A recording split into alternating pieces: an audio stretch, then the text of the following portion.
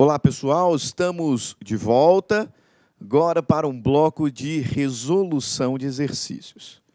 Nós já estudamos muitos temas importantes: personalidade, capacidade de direito, capacidade de fato, falamos sobre incapacidade, sobre início da personalidade, sobre o momento em que entendemos ter nascido com vida. Ou seja, vários temas que corriqueiramente são cobrados em concurso, razão pela qual separei esse bloco para resolvermos conjuntamente uma bateria de questões que, estou certo, serão decisivas para a sua aprovação. Ok? Então vamos lá? Colocar em prática o conhecimento adquirido nas últimas aulas? Sem mais delongas, vamos ao trabalho, e a primeira questão que eu trago, questão da prova de Procurador da República, muito embora de 2011, está absolutamente de acordo com o ordenamento atual. E aí a questão dizia o seguinte, vamos ver se ela é certa ou errada.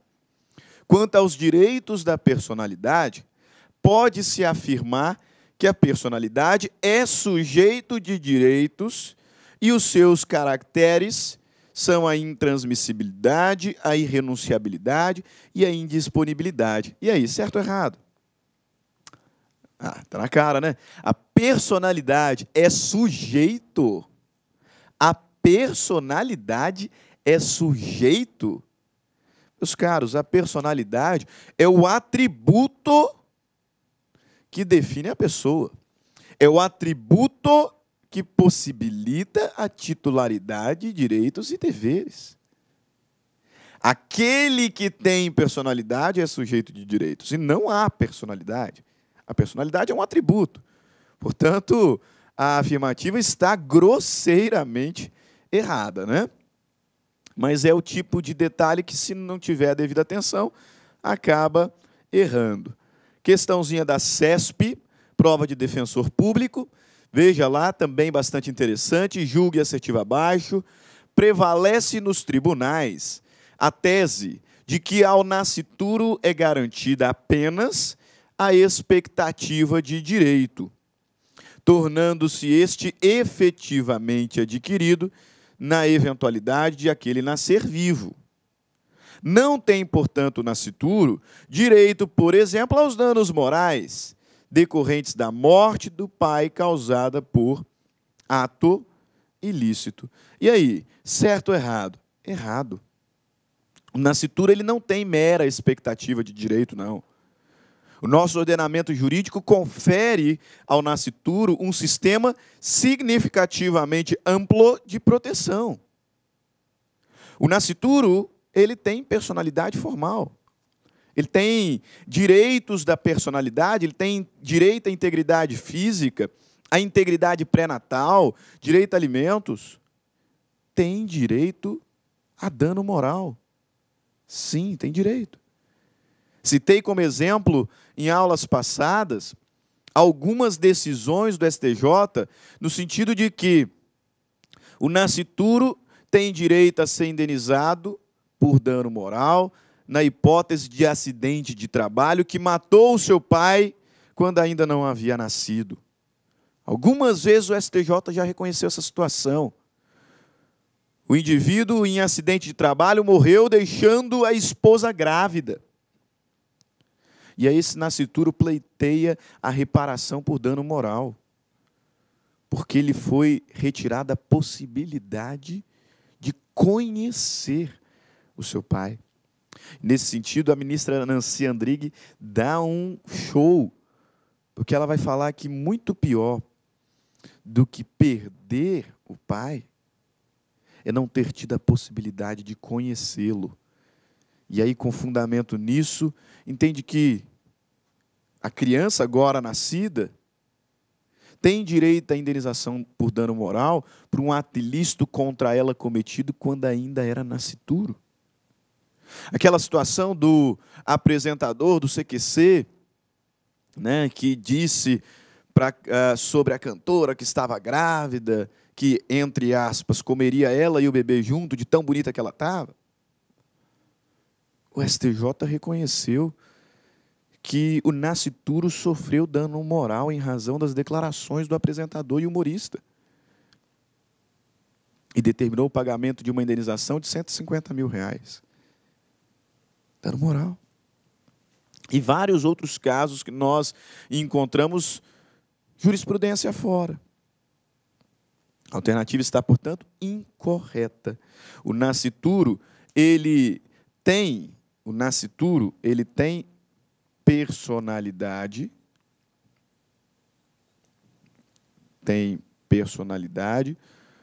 formal. Tem personalidade formal. E por conta dessa personalidade, ele tem, inclusive, direito à reparação por danos morais. Sim. Exatamente, por danos morais decorrente da morte do pai causada por ato ilícito. Essa situação que eu citei para os senhores sobre o acidente de trabalho. Várias vezes o STJ já reconheceu o direito à indenização por dano moral. Então, a afirmação está incorreta. Incorreta a afirmação. Vamos adiante. Outra provinha da CESP. De acordo com o disposto no Código Civil Brasileiro, acerca da pessoa natural, julgue os itens a seguir. Embora a lei proteja o direito do nascituro, não é juridicamente possível registrar no seu nome, antes do nascimento com vida, um imóvel que lhe tenha sido doado. Você está percebendo que eu mencionei nas últimas aulas? O nascituro, ele tem personalidade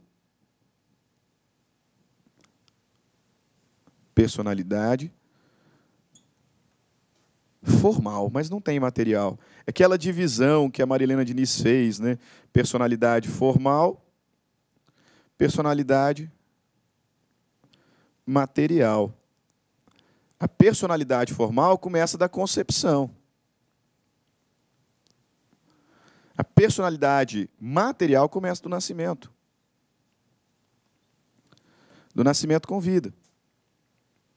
O nascituro tem personalidade formal.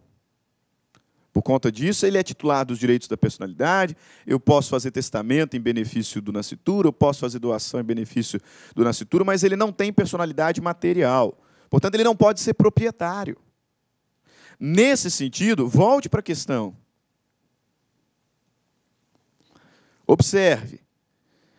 Embora a lei proteja o direito do nascituro, não é juridicamente possível registrar no seu nome, antes do nascimento com vida, um imóvel que lhe tenha sido doado.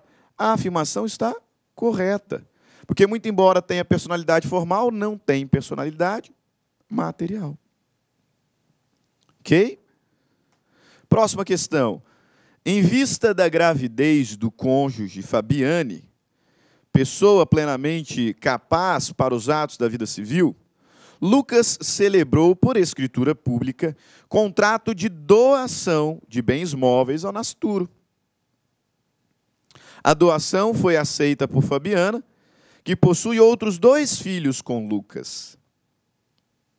Os outros 2 filhos jamais receberam bens de Lucas a título de doação. Neste caso, a doação feita por Lucas ao nascituro é nula, por ferir a isonomia entre os irmãos, válida, mas importando adiantamento do que couber por ocasião da herança, C, juridicamente inexistente, pois a personalidade civil se inicia com o nascimento. D, anulável por ferir a isonomia entre os irmãos. E E, válida desde que ratificada pelos irmãos. Resposta correta, letra B, válida. A doação feita para o nascituro é válida. Só que ele tem que nascer com vida para se tornar proprietário do objeto, né? Então, é uma doação condicional, está subordinada a evento futuro incerto. Mas ela é válida. Válida. E como não existe nenhuma cláusula de exclusão de colação, isso nós vamos falar em direito sucessório, essa doação importa adiantamento da herança. Ok?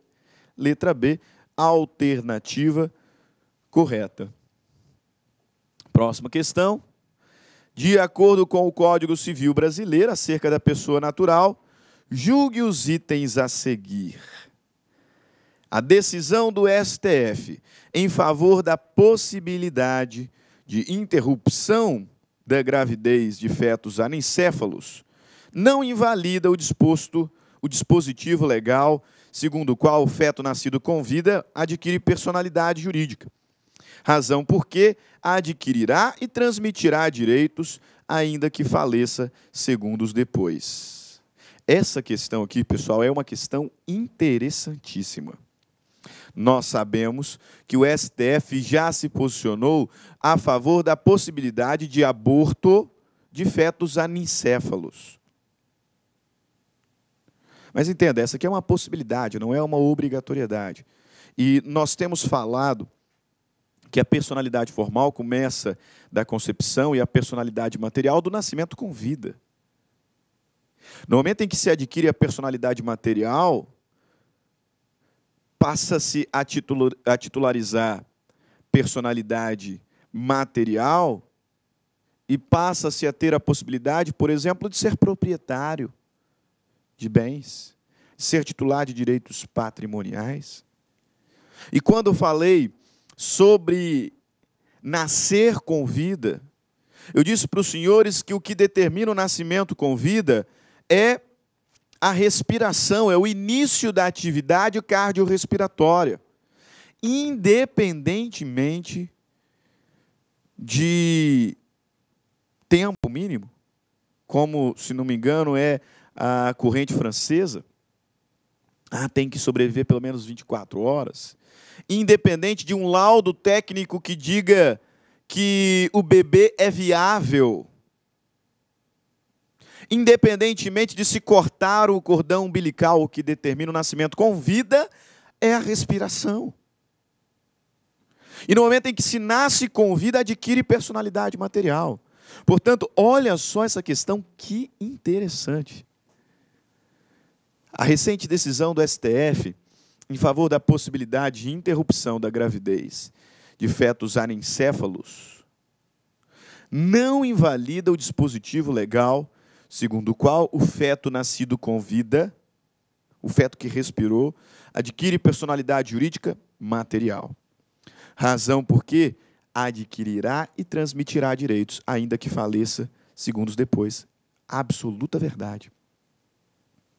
Se a gestante quiser manter o feto anencéfalo, ele nascer com vida e respirar, e por conta da anencefalia morrer segundos depois, porque não era nem um pouco viável, ele morreria mesmo. Não tinha viabilidade nenhuma. Ainda que faleça segundos depois, ele adquiriu personalidade material. E se, por exemplo, tinha uma herança para receber, se tornou proprietário dessa herança, adquiriu o direito patrimonial. E com a sua morte, segundos depois, nós vamos ter que fazer a sucessão dele também. Por isso a afirmação está corretíssima. E muito interessante, né? A respeito da lei de introdução às normas do direito brasileiro, das pessoas, dos negócios jurídicos, da prescrição e da prova do fato jurídico, julgue o item seguinte. Pessoa que se encontre com paralisia cerebral é considerada absolutamente incapaz, porque não pode exprimir sua vontade. Certo ou errado? Eu falei para você. Eles vão fazer de tudo para te fazer afirmar que existe algum absolutamente incapaz, à exceção do menor de 16 anos. Eles vão fazer de tudo, mas não caia. O único critério definidor da incapacidade absoluta é o critério etário.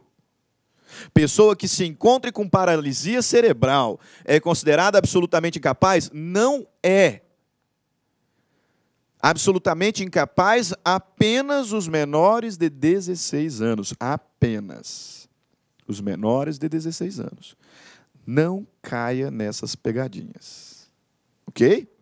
Não caia nessas pegadinhas. Eles vão fazer de tudo para te fazer errar. Como, por exemplo, nessa outra questão da CESP.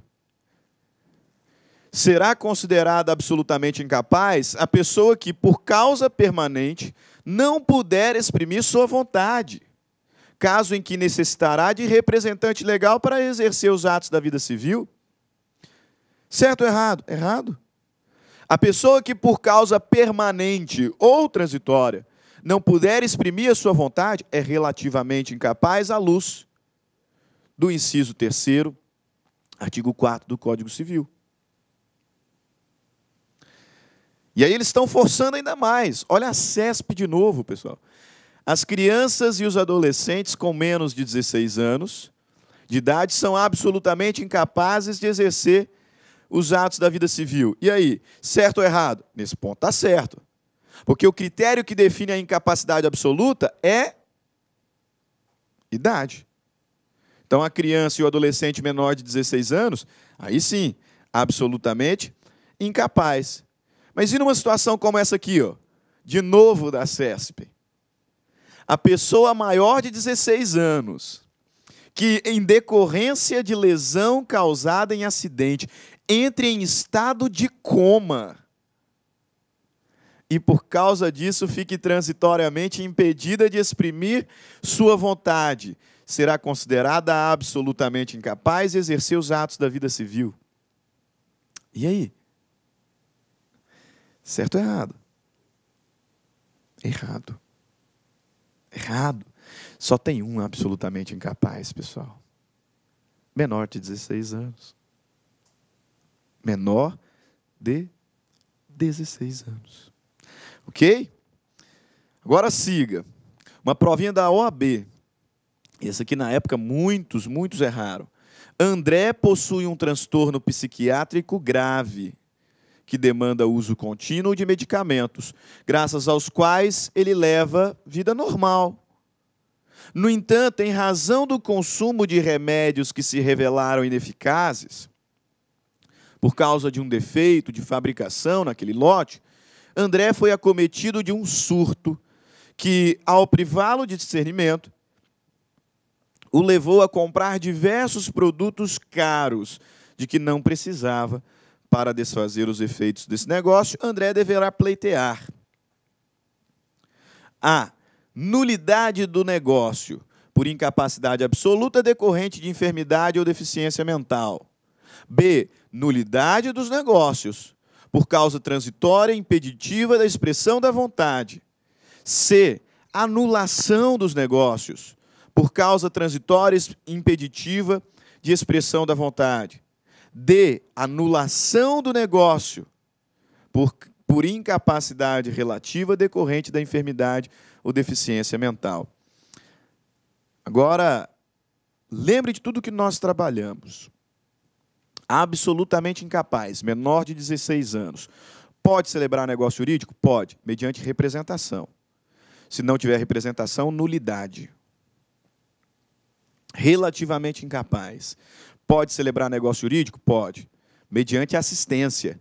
Se não tiver assistência, anulabilidade. Te pergunto, André, é relativa ou absolutamente incapaz? Relativa, né? Relativamente incapaz, isso. Porque não falou que se ele é menor de 16 anos, não falou. Falou, então ele é relativamente incapaz. Sem assistência, o negócio jurídico é, portanto, anulável. Portanto, podemos cortar. Aqui é a alternativa A e a alternativa B. C ou D? Vamos aqui, ó. O negócio, né, André, poderá pleitear a anulação do negócio. Isso, correto, anulação. Por causa transitória impeditiva da expressão da vontade, ou André poderá pleitear a anulação do negócio por incapacidade relativa decorrente de enfermidade ou deficiência mental. E aí? Qual que é a resposta? Resposta correta é a letra C. Por quê, professor? Pelo que eu te disse. Deficiência não define capacidade. Deficiência, enfermidade de qualquer natureza não define incapacidade. O objetivo do EPD foi exatamente esse. te fazer entender que ninguém será incapaz pelo simples fato de ser deficiente, qualquer que seja a natureza dessa deficiência. Ninguém será.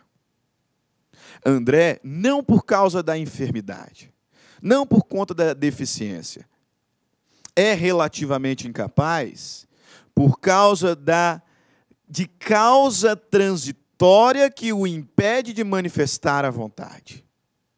E tendo realizado negócios jurídicos sob essa condição, tais negócios são anuláveis. Resposta correta, letra C. Anulação do negócio por causa transitória impeditiva da expressão de vontade. Ok? Vamos lá, seguindo mais algumas questões. A respeito da aplicação da lei, da pessoa natural e dos bens, julgue o item a seguir. Capacidade de fato, ou capacidade de gozo, ou capacidade de aquisição, é a faculdade abstrata de alguém gozar os seus direitos. A capacidade de direito, por sua vez, é a capacidade de adquirir direitos e exercê-los por si mesmo. Certo ou errado? Errado. Na verdade, completamente errado. Primeiro porque a capacidade de fato, ela é também chamada de capacidade de exercício. Exercício. Não tem nada de capacidade de gozo, não tem nada de capacidade de aquisição. A capacidade de direito, sim, é chamada também de capacidade de gozo e capacidade de aquisição. Tá? Então, já está errado por aí. E segundo, porque a capacidade de fato não está relacionada à faculdade abstrata de alguém gozar dos seus direitos. Está relacionada à aptidão para exercer os direitos de forma autônoma. Né? E mais um erro. A capacidade de direito, por sua vez, é a capacidade para adquirir direitos? Beleza. E exercê-lo? Não. Então, a questão está totalmente equivocada. Né? Mais duas questõezinhas aqui rápidas, para encerrarmos o nosso bloco de resolução de questões. Prova de juiz federal. A curatela de pessoas com deficiência afetará tão somente os atos relacionados aos direitos de natureza patrimonial e negocial. Isto é, sua definição não alcança o direito ao próprio corpo, à sexualidade, ao matrimônio, à privacidade, à educação, à saúde, ao trabalho e ao voto. Né? A afirmação está, vamos ver, a curatela de pessoas com deficiência afetará tão somente os atos relacionados aos direitos de natureza patrimonial e negocial, isto é, sua definição não alcança os direitos ao próprio corpo, à sexualidade, ao matrimônio, à privacidade, à educação, à saúde, ao trabalho e ao voto. A afirmação está correta. Não coloquei aqui o quadrinho, falha minha, mas a afirmação está correta. E a outra questão, não se admite invalidação de negócios jurídicos praticados pela pessoa antes de sua interdição. A afirmação está errada. A afirmação está errada. Tá? Primeira afirmação, correta. A curatela de pessoas com deficiência afetará tão somente os atos relacionados aos direitos de natureza patrimonial e negocial. Perfeito. Corretíssimo.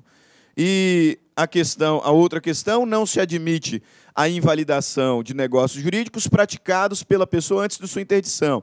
Admite-se sim, porque a decisão é declaratória e ela produz efeitos ex tunc, portanto, alcançará negócios jurídicos realizados antes da interdição. Ok? Beleza? Assim nós encerramos esse bloco de resolução de questões. Espero que tenha sido útil para pacificar tudo aquilo que nós estudamos. Próximo bloco falaremos sobre a cessação da incapacidade. Grande abraço a todos, fiquem com Deus e até mais. Tchau, tchau.